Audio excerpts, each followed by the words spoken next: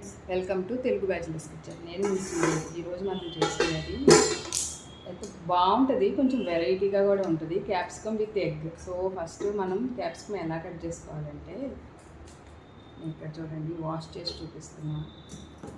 ఇది ఉంటుంది కదండి, ఈ ముచ్చిక తీసేయాలి, లేకపోతే ఇది అస్సలు బాగుండదు. కర్రీలో అస్సలు వేయొద్దు, దీంట్లోకి వేయద్దు, దేంట్లోకి కూడా వేయద్దు. స్టఫ్డ్ క్యాప్సికంలోకి కూడా ఈ మధ్యలోకి తీసేసి వాడుకోవచ్చు. ఇలా చేసేసి ఇదిగోండి, చిన్న చిన్న పీసెస్. నేనైతే ఎక్కువ క్యాప్సికమ్ ఏమి తీసుకోలేదు, జస్ట్ పావు కేజీలో హాఫ్ తీసుకున్నా, అంటే 125 గ్రామ్స్ క్యాప్సికమ్ తీసుకున్నా. ఈ కర్రీ చపాతీలోకి బాగుంటుంది, రైస్లోకి బాగుంటుంది, అండ్ కొంచెం వెరైటీగా ఉంటుంది. కాకపోతే ఒకటే, ఈ క్యాప్సికమ్ కొంచెం చప్పగా ఉంటుంది కాబట్టి కొంచెం ఉప్పు కారం ఎక్కువ పడుతుంది, అంతే.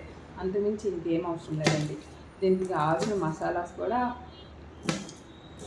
అల్లం వెల్లుల్లి పేస్ట్, ధనియాల పౌడరు అండ్ జీలకర్ర పౌడర్, అంతే. కాకపోతే చెప్పినట్లుగా కొంచెం కారం ఎక్కువ వేసుకోవాలి. సో దీనికి కావాల్సింది చూడండి, నేను 2 క్యాప్సికమ్ తీసుకున్నాను. 2 క్యాప్సికమ్కి 2 టమాటా తీసుకున్నాను, పచ్చిమిర్చి, ఉల్లిపాయ. దీంట్లోకి ఈ 2 క్యాప్సికమ్కి ఒక ఎగ్ సరిపోతుంది. సో మనం ఫస్ట్ ఇవి కట్ చేసేసుకొని ప్రాసెస్లోకి వెళ్దాం. ఈ లోపల నేను కట్ చేసే ఐటెం కంప్లీట్ చేసేస్తాను. ఓకే ఫ్రెండ్స్, నేను అన్నీ కట్ చేసి రెడీగా పెట్టుకున్నాను. చూడండి, క్యాప్సికమ్, ఉల్లిపాయ, టమాటా. ఈ లోపల స్టవ్ వెలిగించేసి కొంచెం ఆయిల్ కూడా మీకు సరిపడా వేసుకోండి. నేనైతే కొంచెం ఎక్కువే వేస్తాను ఏ కర్రీలోకైనా.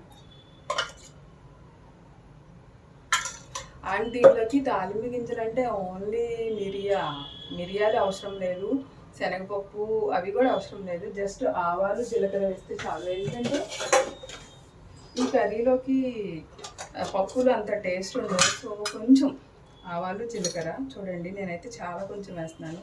ఆల్రెడీ ఆయిల్ వేడెక్కిపోయింది, అంతే అండి. ఆవాలు, జీలకర్ర వేస్తే ఈ లోపల మనం ఏం చేయాలి చూడొచ్చు. చాలా ఈజీ కర్రీసే చెప్తాను నేను, ఫాస్ట్గా అయిపోయేది. సో ఇదిగోండి, ఆల్రెడీ అది వేడెక్కిపోయింది.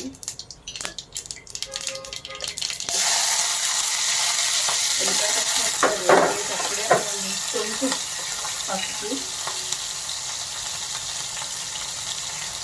చాలా త్వరగా అయిపోతుంది అండి, నేను మంట మీడియంలో పెట్టి చేస్తున్నాను కాబట్టి చాలా త్వరగా అయిపోతుంది.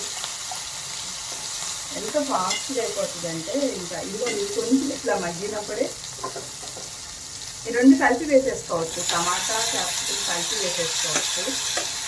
ఎందుకంటే సపరేట్గా ఏం మగ్గక్కర్లేదు కాబట్టి, సపరేట్గా వేగక్కర్లేదు కాబట్టి మనం ఇట్లా వేస్తాం. చూడండి, నేను దీంట్లోకి ఏమేమి వేస్తున్నానంటే, అల్లం వెల్లుల్లి పేస్ట్ వేస్తున్నాను. కొంచెం అంటే కొంచెం, జస్ట్ పచ్చివాసన పోవటానికి.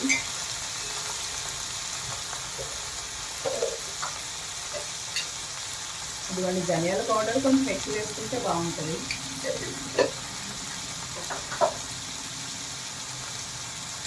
సాల్ట్ కూడా ఇప్పుడే వేస్తున్నా, తర్వాత అయినా చూసి వేసుకోవచ్చు. ఇక్కడైతే నేను ఒక చిన్న 1.5 టీ స్పూన్ వేసాను.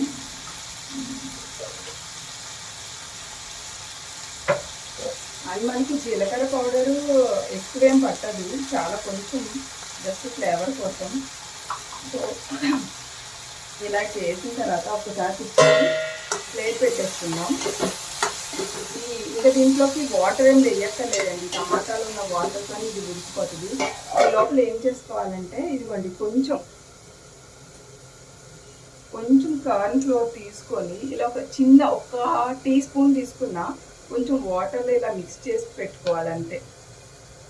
ఇది ఒక్కటేనండి దీంట్లో కొన్ని స్పెషల్ ఇంగ్రీడియంట్. ఈ లోపల ఇది కొంచెం మగ్గిపోతుంది. మగ్గిపోయిన తర్వాత మనం ఎగ్ ఎప్పుడు వేయాలో చెప్తాను. మొత్తం కర్రీ అంతా అయిపోయిన తర్వాత ఎగ్ వేయాలి. ఇలా మధ్యలో తిప్పుతూ ఉడికించుకుంటే చాలు. ఎగ్ వేసిన తర్వాత చూద్దాం. సో ఈ లోపల ఎగ్, కార్న్ ఫ్లోర్ అలాంటివన్నీ రెడీగా పెట్టుకుంటే సరిపోతుంది.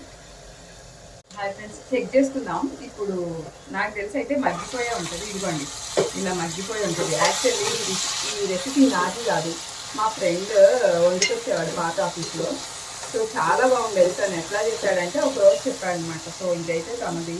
ఇదిగోండి ఆల్రెడీ మగ్గిపోయింది. సో నేను కార్న్ ఫ్లోర్ కలిపిన వాటర్ పోసేస్తున్నా.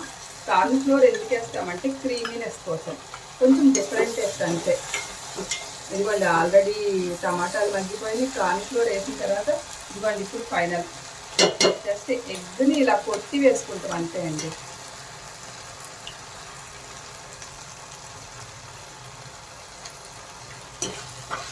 ఇలా కొట్టి వేసి కొంచెం అటు ఇటు టచ్ చేసేసి ఇదిగోండి ఇప్పుడు కారం వేయాలి. ఎందుకంటే ఫస్టే దీనికి కారం వేస్తే మళ్ళీ ఎగ్ పచ్చివాసన వస్తుంది.